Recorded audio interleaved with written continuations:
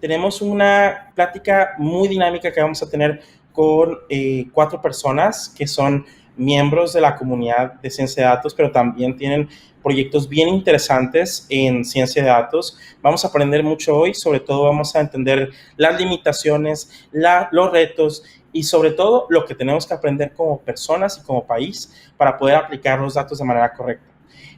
Voy a darle la palabra primero a Juana. Juana, ¿nos quieres platicar tu nombre y a qué te dedicas y qué proyectos de ciencia de datos construyes? Mucho gusto a todos. Gran invitación. Mi Juana Martínez. Actualmente me dedico a mi propio emprendimiento que se llama Innova Analytics. Buscamos empresas de todo tipo de pymes y para aprovechen los datos que están a través de productos diseñados para ellos. Además de eso, tenemos una fundación que se llama Women in Data Science Power and Engineer y nos dedica a difundir ciencia de datos especialmente a mujeres a través de webinars y workshops. Muchísimas gracias, Juana. Lalo, platícanos. Hola, buenas tardes. Pues mi nombre es Eduardo Ramírez. Yo coordino la comunidad de Data Science Monterrey. Y bueno, eso es la actividad social que tengo. También actualmente junto con algunos de los aquí presentes estamos en una iniciativa que se llama Datos COVID, que es para monitorear los datos del COVID y calcular algunas cosas como la tasa de transmisión en México por estado. Y bueno, pues de trabajo, pues yo soy consultor privado en Encitec. Y bueno, pues hago proyectos para la industria, ¿no?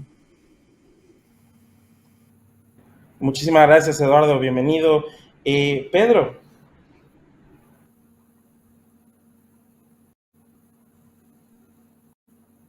Creo que te encuentras en mute, Pedro.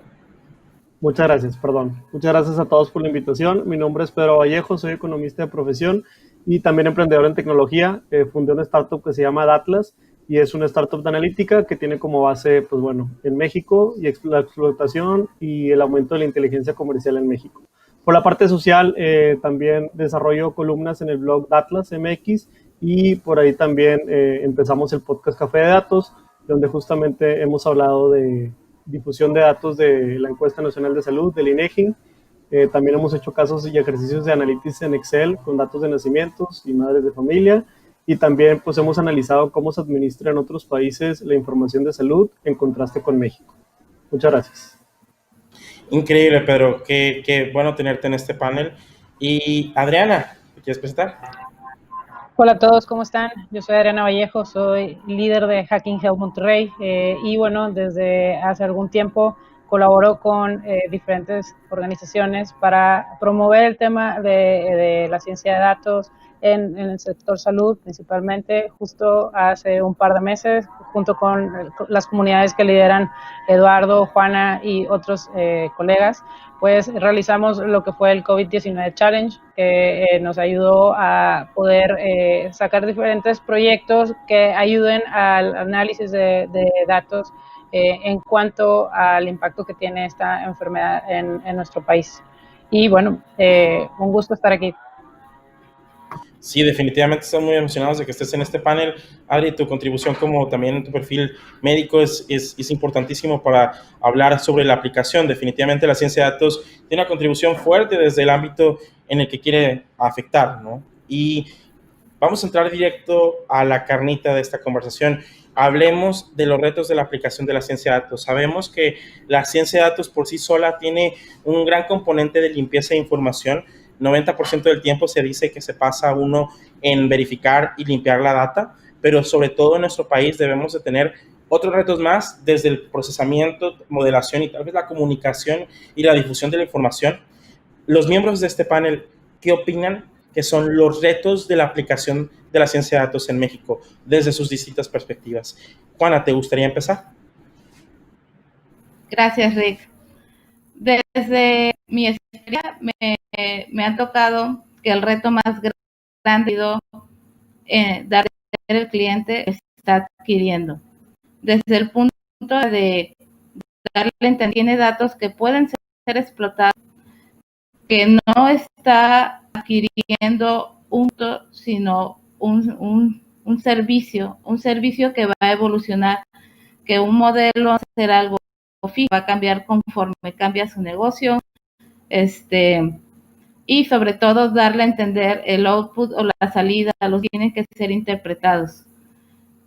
Esos han sido los grandes retos en mi experiencia, porque muchos de mis clientes no conocían los datos en general, o sea, sabía que estaba información, no sabían qué hacer con ella. Ese fue un reto, darles a entender era un activo y que podían explotarlo, y luego darles un output suficientemente entendible para que puedan tomar decisiones a tiempo. Creo que la educación en los datos es uno de los más retos con los que yo me he topado, así como dar a entender la cuestión ética del uso de esos datos, sobre todo cuando las empresas deben tomar datos que sean públicos, investigar si así es, cuando no es así, que no se puede usar, y que reglamentos y regulaciones que también eso ha sido todo un tema. Qué interesante, Juana. Definitivamente, desde que se sepa que la data es un activo de la empresa, que la puedan procesar y también que puedan utilizar y generar productos que sean de valor, y el que esos productos tengan un ciclo de desarrollo que sea saludable, que sea ágil, pero también al mismo tiempo de mucho valor, suena como un reto importantísimo. Muchísimas gracias, Juana. Pedro, desde tu punto de vista, ¿qué retos observas que tiene la aplicación de la ciencia de datos en México? Muchas gracias, Rick. Pues fíjate que me sumo a la opinión y al ángulo de observación de Juana. Yo los centraría en dos. El primero tiene que ver con la alfabetización en la analítica de datos, y el segundo tiene que ver con la falta de socialización o democratización de métodos para analizar datos en salud. Porque recordemos que analizar datos a lo mejor bancarios, censos poblacionales, o puede ser también de ingeniería, pues tienen ciertas consecuencias que pueden resultar en costos o en mayores ingresos. Pero cuando hablamos de salud, la consecuencia puede ser una vida, entonces hay que tener un preciso cuidado. En el punto 1, y para ampliar un poco, cuando hablamos de alfabetización de analítica de datos y cómo esto es un problema, es que, pues, verdaderamente cuando uno intenta ir por datos, por este insumo de trabajo para un modelo de ciencia, ¿con qué nos encontramos? Nos encontramos con 5 problemas. El primero es que los datos pueden ser inaccesibles, pueden ser desactualizados, pueden ser incomprensibles, muy costosos de obtener, ya sea en tiempo o en recurso monetario, y también pueden ser confusos, porque hoy en día también tenemos que cuestionarnos o tenemos que validar desde 2 o 3 fuentes ese dato que estamos analizando. Si nos ponemos a evaluar, y hoy en día googleas, oye, datos de salud en México, te va a aparecer datos de la Secretaría de Salud, pero solamente en el portal de datos abiertos vienen 22 bases de datos. Yo creo que el sector de salud está generando más. En ese sentido se cumple lo que te menciono. Es muy difícil encontrar datos que verdaderamente nos puedan dar un panorama no solo estático, sino dinámico de lo que está ocurriendo en salud. Y también lo que ocurre es que si hoy en día me pongo a buscar datos de epidemiología o datos de virus, etcétera, la información que encuentro en los portales públicos de gobierno es hasta el 2017. Entonces dime tú si hay una buena oportunidad de capitalizar. En el segundo punto que mencionaba, el segundo punto ya para cerrar, es ese lado de socializar. Pues bueno, la democratización y la socialización en Estados Unidos se ha hecho por medio del mecanismo de HIPAA, ¿no? Esta ley de responsabilidad y portabilidad de seguro de salud, que nos ofrece un método a todos los científicos de datos para entrarle a los datos de salud. Hay un manual y hay estándares y hay una agenda que debe de salir. Entonces, en ese sentido puede ser de utilidad tomar esas referencias, o por qué no, en la Unión Europea está el GDPR, que es el Reglamento de Protección de Datos, que también toma en cuenta cómo países que integraron un sistema de salud y como unión, pues bueno, están generando información, y a través de un vínculo o un carnet, ¿verdad?, que es como, digamos, su credencial de lector, pues pueden consultar el historial médico solamente escaneando un número. Entonces, yo creo que en ese sentido los dos retos que planteamos son la alfabetización de datos en México, que era también algo que mencionaba Juana, y como punto número 2, la falta de socialización o democratización en los métodos para analizar este tipo de datos. Gracias. Notó una intersección muy buena, Pedro, muy buena intervención en la capacitación, en la generación de capacidades a todos los actores involucrados, ¿no? Y también en complemento con lo que decías del segundo punto, la estandarización de la información, que es a veces una fricción fuerte entre estandarizar y sacar datos más limpios, pero sacar menos, y sacar datos más sucios o con un proceso de datos más corto o mejor generación de datos para que la información esté más disponible. Me parece muy interesante la intervención. Adriana, desde tu punto de vista, ¿cuál es tu visión sobre la reta de la aplicación de la ciencia de datos de México? Principalmente, o sea, tú tienes cercanía con la salud, pero también conectando con el emprendimiento y con estos temas de desarrollo económico que también te son muy interesantes para ti. Claro, muchas gracias, Ricardo. Pues mira, la verdad es que creo que no solo para México, sino Latinoamérica en general, todavía sigue siendo un reto el tema de la ciencia de datos. La OPS, la Organización Panamericana de la Salud, hace algún tiempo sacó un estudio donde hablaba que solamente 6 países en toda Latinoamérica tienen una estrategia o política nacional que regula el uso de los grandes volúmenes de datos en el sector salud y baja mucho menos al 10.5% cuando son empresas privadas. Y aquí tenemos que tomar en cuenta que el sector salud es grande y complejo. Primero, digo, todos conocemos, claro, los hospitales, pero también está todo lo que es el sector de atención primaria, que son los consultorios en las empresas, etcétera.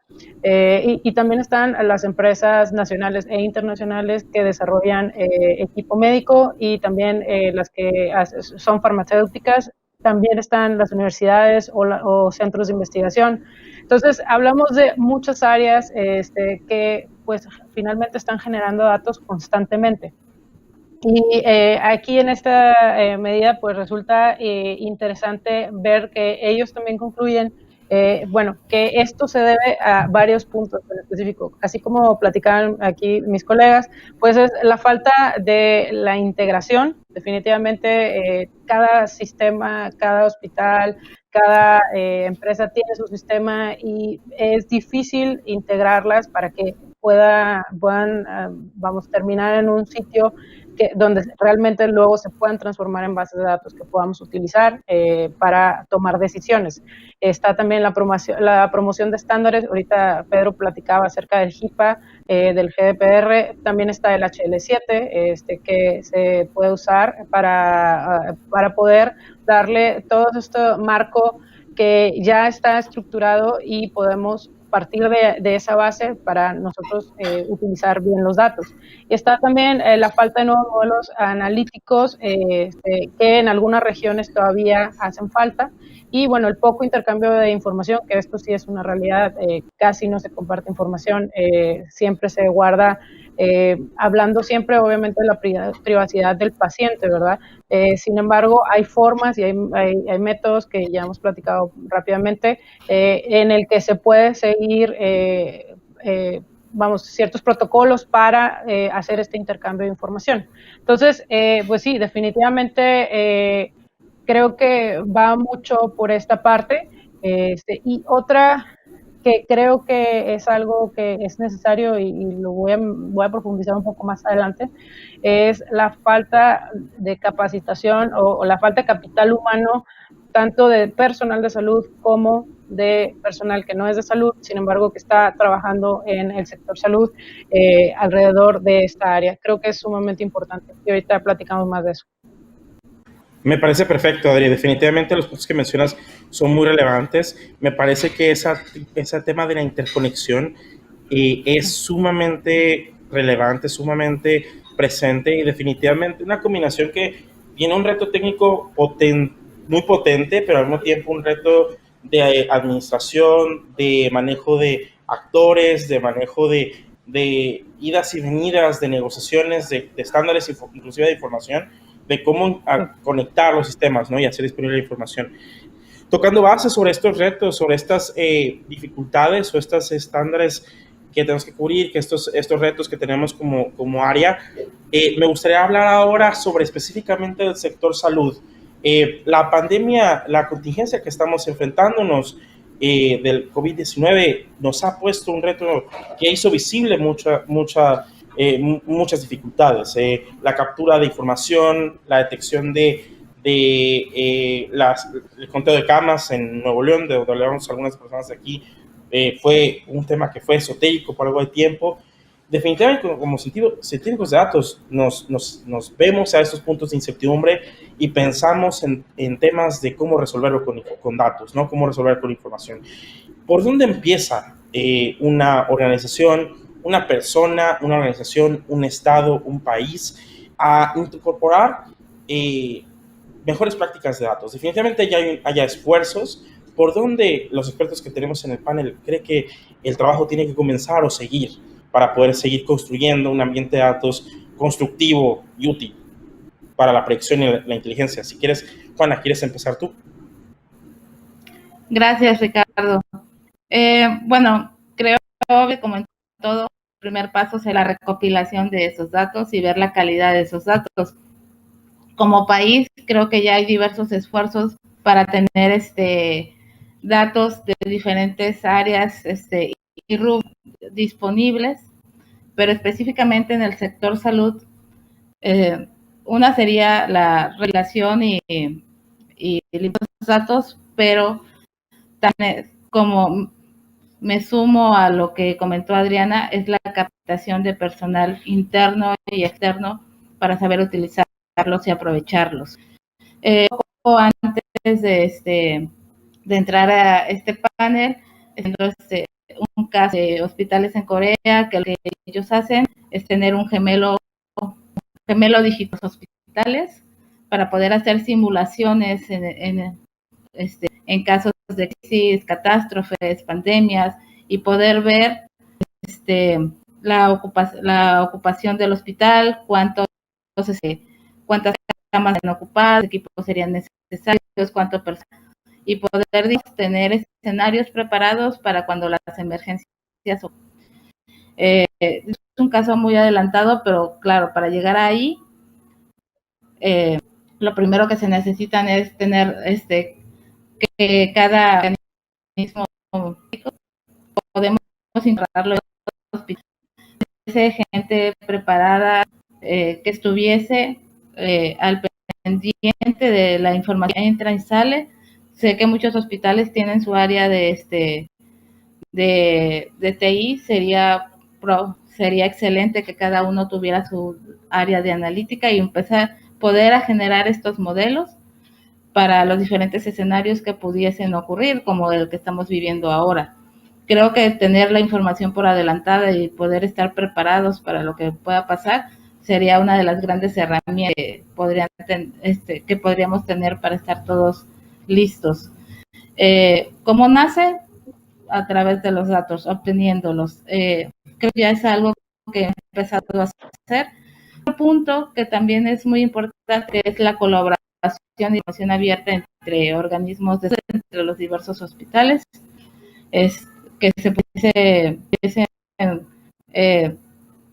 no solo compartirse datos, sino si cómo están tratando, así como universidades. Conozco varios proyectos en sector salud que se abrieron de manera pública para universidades. Muchos fueron para la prevención de enfermedades pulmonares, porque no había muestras de pulmón mexicanas, así que un grupo de alumnos de la UNAM dio la tarea de crear esa base de datos y la hizo pública. Creo que esfuerzos así nos podrían sumar mucho, sobre todo para estar preparados, para apoyar de mejor manera en las investigaciones, no solo de esta urgencia, sino de las que pudiesen venir. Y bueno, ¿de qué manera no nos serviría tener nuestros datos de sector salud ordenados? No cuando hay una emergencia, sino simple para consumir nuestro sistema de salud de manera eficiente. Me parece muy bien, definitivamente el llegar a repositorios y, como le dicen, una gobernanza de información puede llevar la información a otro nivel. Eduardo, ¿quieres intervenir? ¿Qué tal? Sí, pues mira, para el sector salud en México, algo que me llama la atención, pues es que, aquí a lo mejor digo algo tal vez fuerte, pues es que he notado que hay una dependencia lo que se genera fuera de México en cuanto a estudios, en cuanto a resultados, ¿no? Que no es malo, obviamente, voltear a ver lo que está haciendo la gente, universidades líderes, etcétera, en tema de investigación, pero creo que aquí no se ha entrado a abrir, ahora sí que hacerle una cirugía de detalle a qué está pasando, cómo hicieron esos resultados, cómo llegaron a ellos, cómo analizaron los datos. Creo que es una disciplina que es muy importante, que se vuelva parte de la operación del sector. En otras palabras, lo que creo es que tenemos que sí aprender de afuera, pero también trabajar más en eso aquí adentro.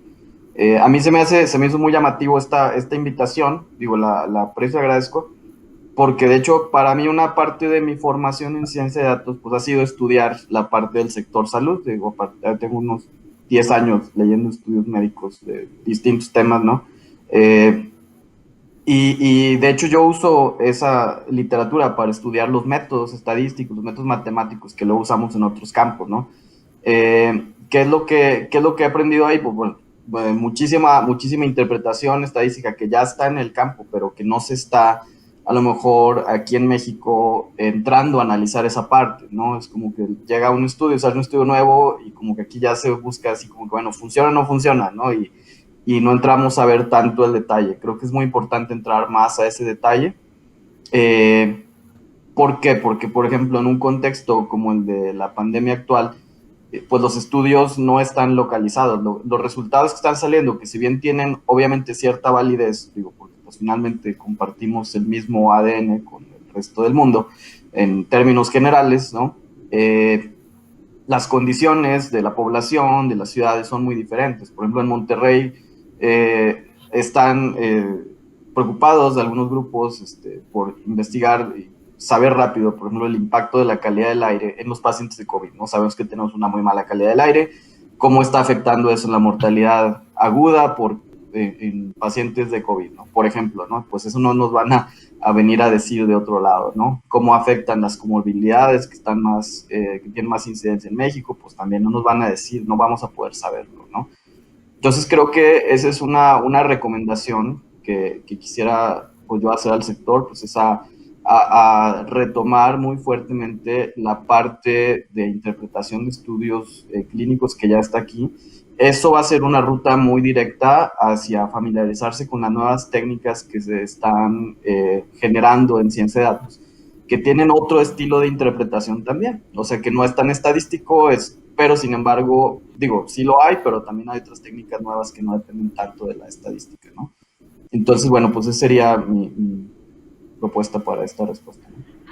Qué interesante, me encantó que viene más del lado científico más que del tecnológico, ¿no? Salirnos un poquito de toda esta corriente hacia el desarrollo de software y es enfocarnos más a esta potencia que tiene la ciencia de datos, que es definitivamente una base fuerte de estadística y de tener una firmeza de investigación, ¿no? Que es algo muy importante en lo que hacemos en ciencia de datos. Muchas gracias, Eduardo. Pedro, ¿quieres intervenir?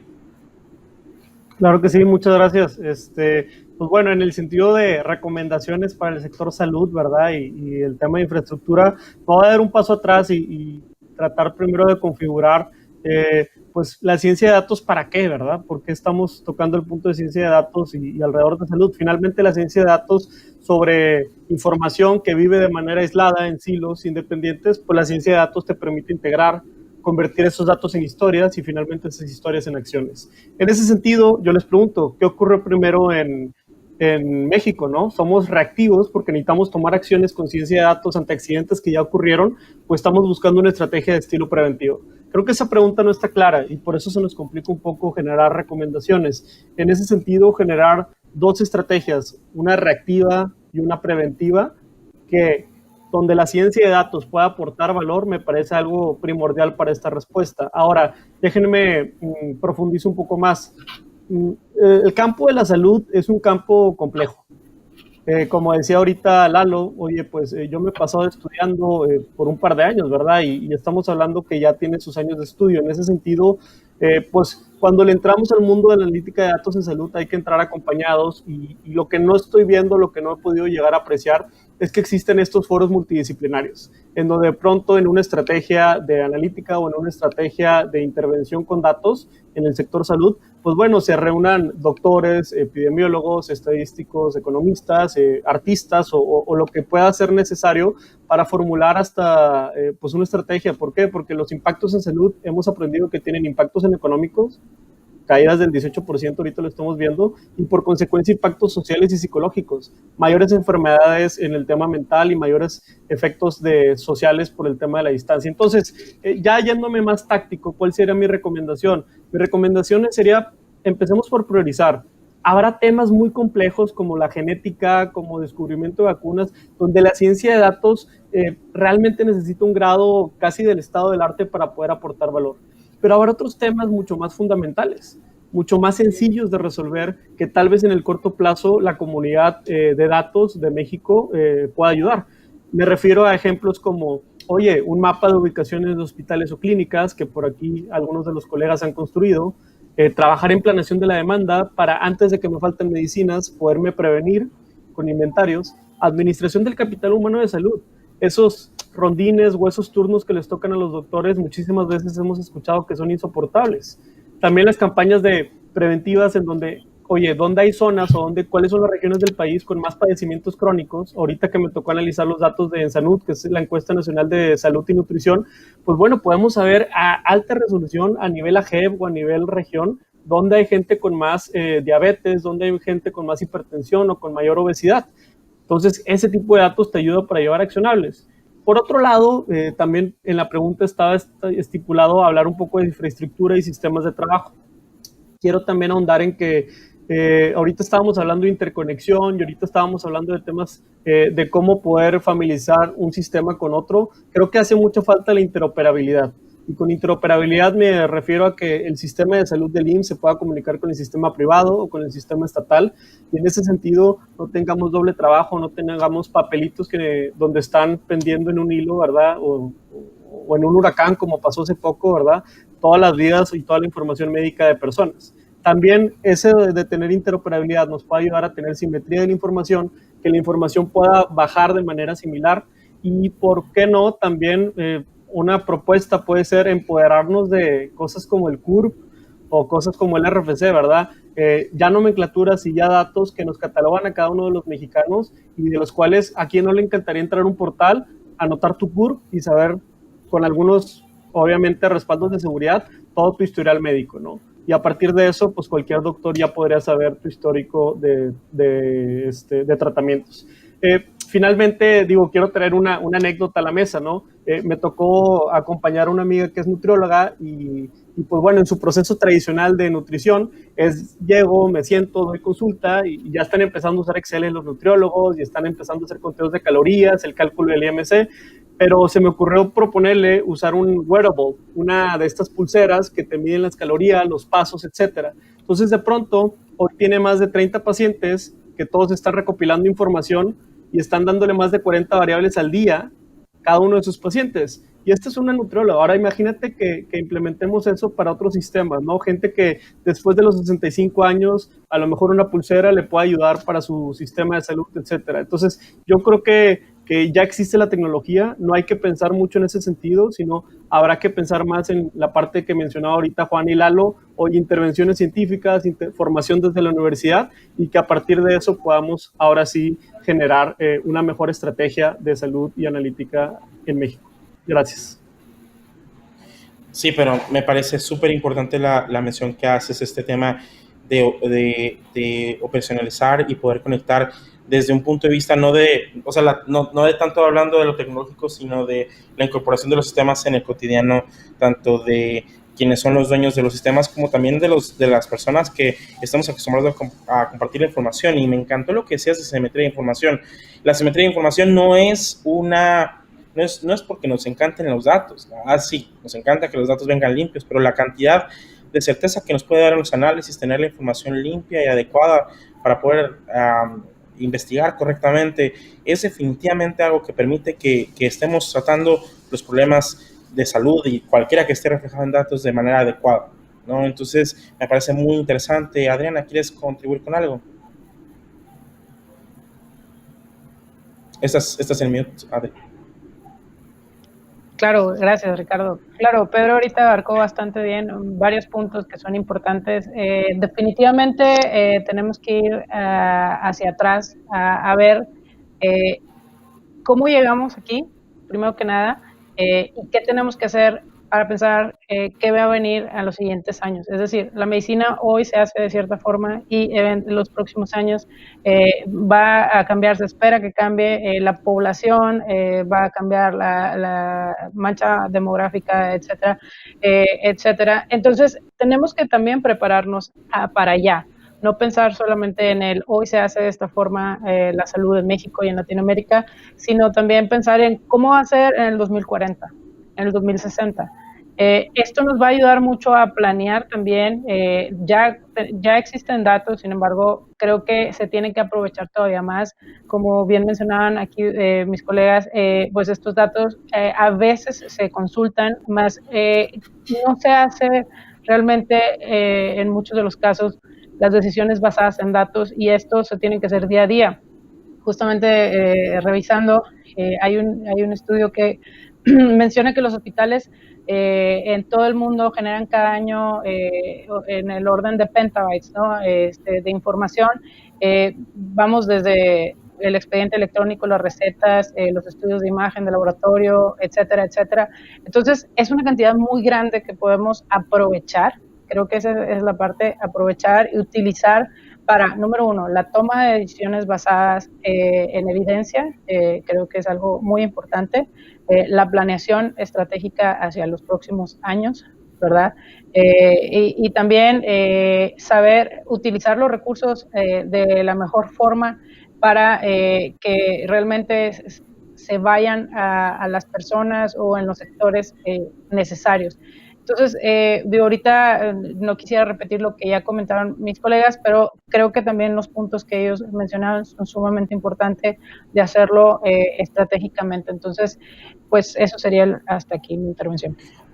Hay un tema bien importante, Adri, me encanta lo que mencionas de priorizar, ¿no? Un tema importante en la agilidad en proyectos es decidir correctamente y contribuir correctamente en decidir qué es lo que sigue, ¿no? Todo urge, pero ¿qué urge más, no? Y si hay un tema muy, muy importante de lo que mencionamos aquí, que habla de las necesidades que se vio en una pandemia, en una situación como la del COVID, nos dio una noción de para dónde tenemos que movernos.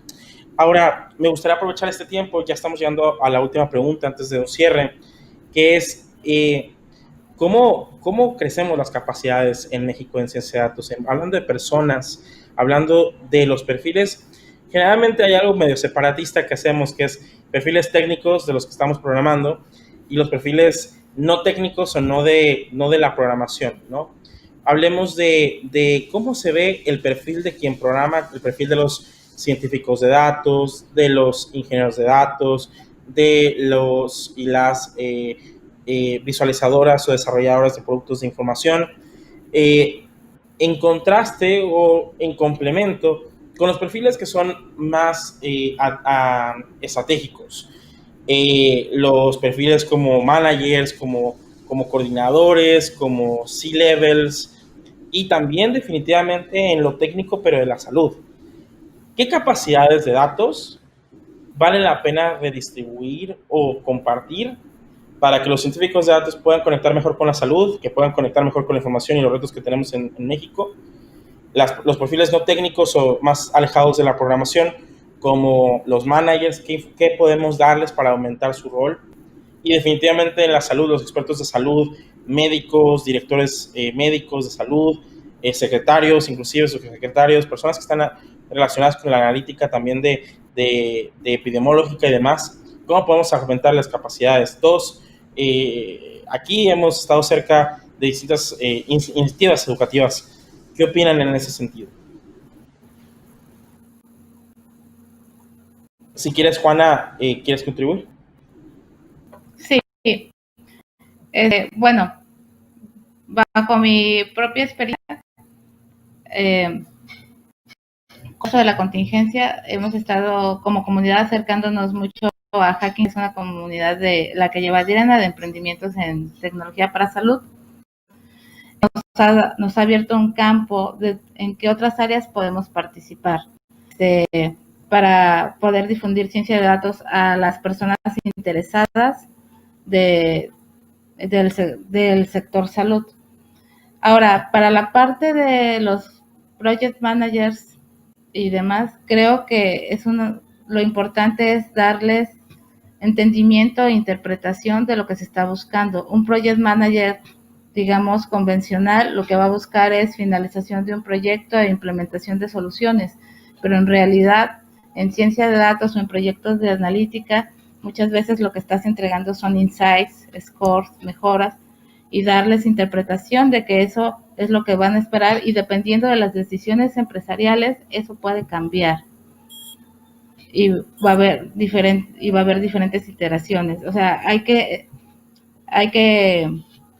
como dijeron hace rato, evangelizar de lo que se puede esperar o lo que se está buscando.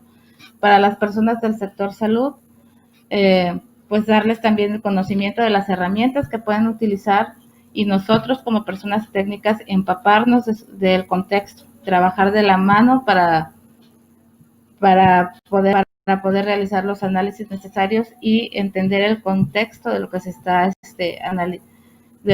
analizando. Puede ser tan sencillo como lo que mencionó Pedro, de que ahora las pacientes de una nutrióloga le están entregando 40 variables al día. Bueno, hay que darle herramientas o conocimiento de cómo puede explotarlas, cómo puede analizarlas y qué resultado puede tener. Como comunidad podemos hacer muy abierta, pero también nosotros como personas técnicas tenemos que aprender del contexto, de las prioridades, cuál es la prioridad de los que ellos necesitan a analizar, cuál sería la prioridad para cada quien. Creo que eso podría cambiar o puede ser muy variado dependiendo de la necesidad de cada hospital, de cada persona. Pero creo que al final de todo esto se desarrollaría bajo el conocimiento de las necesidades de cada uno de estos perfiles, para poder diseñar un plan de qué se tiene que enseñar o de qué manera va a ser colaborativa la información, tanto de las personas técnicas, a las personas de salud y a las personas de gestión como project managers y líderes y demás. Me encanta, sí, definitivamente en el complemento de los perfiles hay muchísimo valor y hay aprendizaje para saber de manera iterativa cómo crecer en estas capacidades. Eduardo, ¿te gustaría contribuir con algo? Bueno, aquí desde el punto de vista de aumento de capacidades, pues creo que yo quisiera poner el énfasis en dos temas, ¿no? El tema, como ya mencionaba ahorita, de nuevos métodos de interpretación, que bueno, una parte es reconectar con los métodos que ya se conocen en el sector, pues profundizar en ellos, reconectar en ellos desde el punto de vista de diagnóstico y de entendimiento para poder hacer estrategias que impactan a todo el sector, ¿no? La parte tecnológica, creo que es importante, hay que mencionarla, también hay nuevas tecnologías con las que es muy importante estar en contacto, ¿no? En particular, viene el tema de diagnóstico por imagen, que va a tener un dinamismo mucho mayor al que actualmente tenía, particularmente porque la computadora ahora está jugando un rol en el diagnóstico, y eso creo que más que verlo como una oportunidad, hay que verlo, más que verlo como una amenaza, hay que verlo como una oportunidad. O sea, ¿en qué sentido? Por ejemplo, que ahora cada vez va a ser más posible tener herramientas de diagnóstico asistido de bajo costo, por ejemplo, cosas como que antes se necesitaba una tomografía para diagnosticar, ahora a lo mejor con un modelo de inteligencia artificial lo puedes hacer con una radiografía, ¿no? De mucho menor costo, más velocidad. Este tipo de herramientas obviamente van a tener distintos niveles de confiabilidad, pero necesitamos que el médico los pueda aprovechar, o sea, que el médico pueda decir, ok, bueno, tengo una información parcial que me dio este método, que es de menor costo, cómo la combino con otros datos, con un modelo dinámico a lo mejor que está analizando los datos de la biometría, con información resto del mundo, etcétera, ¿no? Entonces, ¿cómo podemos hacer este diagnóstico asistido con nueva tecnología, con nuevos datos, para, lograr mayor productividad y mayor pues, capacidad de atención? Entonces, creo que es un reto, y creo que eso es parte de lo que a mí pues, me gustaría hablar para el sector, también para proponer a los estudiantes de salud pues, que lo vayan incorporando, ¿no? Muchas gracias, Eduardo. Pedro, adelante. Perfecto. Digo, tratando de ser muy puntual, creo que hay 3 habilidades para que enfocarnos y me voy a partir por cuando me tocó estudiar econometría y analítica, el software con el que yo aprendí cuesta $20,000 el día de hoy. Entonces creo que lo primero es entender con qué herramientas contamos, ya mencionamos un poco de eso, pero tratar de hablar más del software libre y que la formación académica tenga contenidos de software libre o software abierto, tales como R o Python, que tienen excelente documentación. La segunda habilidad a mencionar es que cuando le entras a un problema de analítica, pues tienes que formar un equipo de datos, ¿no? Y ese equipo que tiene analistas, científicos, arquitectos, ingenieros, gestores, etcétera. Entonces, en ese sentido, las habilidades de trabajar en equipos y equipos multidisciplinarios seguirán siendo relevantes. Y el tercer punto en la agenda sería gestionar los proyectos y métodos ágiles de desarrollo. Justamente lo que mencionábamos, no sé, y trayendo el ejemplo a la mesa, todo el mundo ahorita está tratando de desarrollar una vacuna. Con un método tradicional se iba a tardar a lo mejor 2 o 3 años, y ahorita que le estamos pisando el acelerador nos fuimos 1 año. Entonces creo que los métodos ágiles, yo sé que en ciencias de salud hay que hablar en justas proporciones, pero pudiera ser un método. En concreto sería habilidades estadísticas, trabajo en equipo con científicos de datos, también que los doctores sepan qué pedirles a científicos de datos, eso pudiera ser importante, y finalmente tener un buen lenguaje y buenos métodos de gestión. Hay un libro que recomiendo que se llama Rework, REWORK, que te pudiera ayudar en estas 3 habilidades. Gracias. En definitiva, como bien mencionabas, la incorporación de estas herramientas puede ayudar a que agilicemos y que implementemos con estos procesos iterativos una mejor atención a estos problemas que son tan graves. Adriana, ¿nos ayudas con tu intervención? Claro, y aquí me gustaría hablarle un poquito a los tomadores de decisiones, en cuanto a que tenemos que formar equipos multidisciplinarios dentro de las instituciones de salud, llámese hospitales, llámese clínicas, llámese empresas del área de la salud, que estén integrados definitivamente por personal de salud, pero también por todos los expertos que ahorita bien mencionaban mis colegas, arquitectos, ingenieros, científicos, etcétera. Hay un grupo grande que forman estos centros de datos con los cuales vamos a poder tomar decisiones hacia adelante. Pero para poder llegar a ese punto tenemos que ir desde la base, desde el pregrado. El estudiante universitario tiene que saber al menos una pequeña proporción de qué trata la ciencia de datos, cómo se maneja, cómo se utiliza día a día, cómo se puede aprovechar.